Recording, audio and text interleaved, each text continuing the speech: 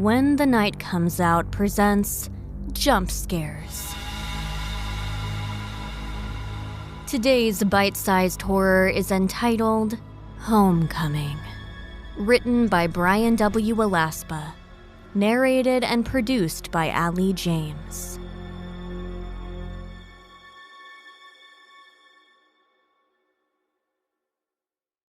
He looks up into the gray sky and stares past the barren trees.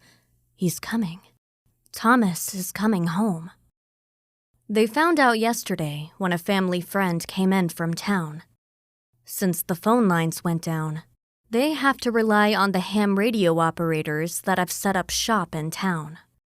Most of the town is abandoned, but there is one store that stays open, and inside that is a ham radio set that is monitored 24 hours a day.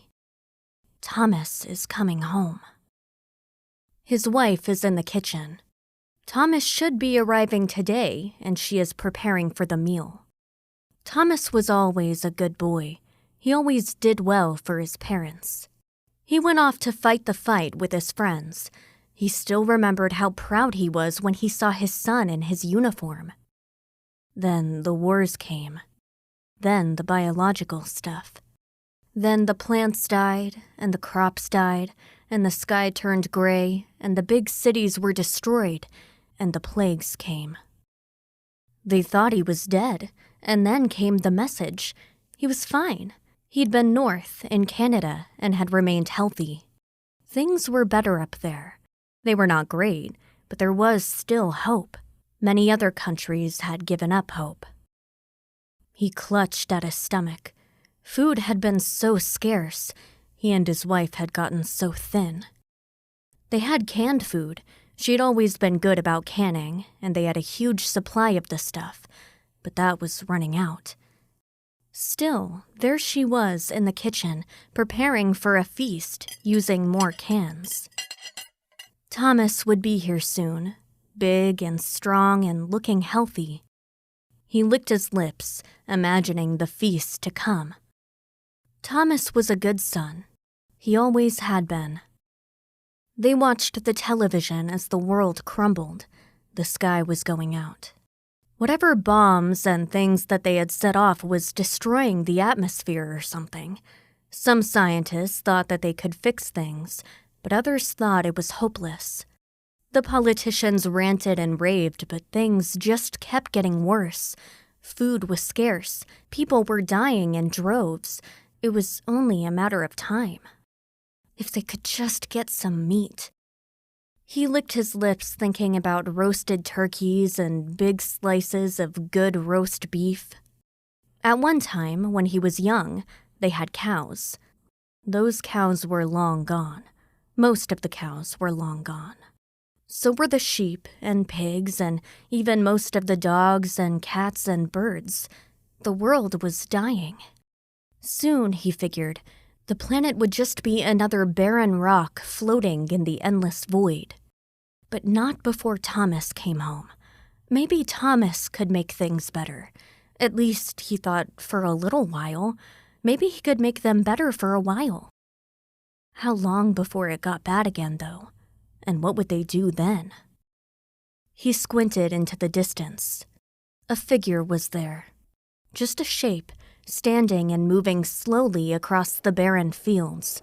Clouds of dust kicked up from his footsteps. Most of the plants had turned to dust. He shimmered. He knew right away that the shape was Thomas. You knew your son's shape. Thomas was always such a good boy. He watched from the porch. He thought about calling out to his wife, but he let her work in the kitchen. He let Thomas get close. He got close enough that he could see Thomas's face. He was still strong. He smiled. He waved. Thomas waved back. Then he stood up, a proud father welcoming his son. He stepped off the porch. He kept his eyes on Thomas, noticing how healthy his son looked, how big he was, how strong he looked. Meanwhile, his own clothes hung off his body, and his walk was slow, shambling, staggering. They met in the front yard. Thomas said hello, and his father smiled. He opened his arms and Thomas fell into them. He told Thomas he was a good boy. He told Thomas that he was a good son. Then he pulled the knife out of his belt. Thomas gasped, his eyes wide, when it buried to the hilt in his back.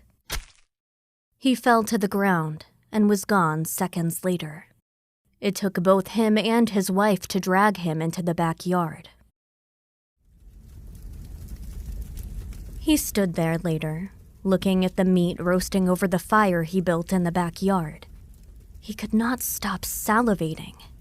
The meat blackened. The smell was amazing. Inside, she made final preparations and also cut up the rest of the meat so it could be frozen. He watched the meat closely. He licked his lips. Thomas had always been a good boy. Always a good boy.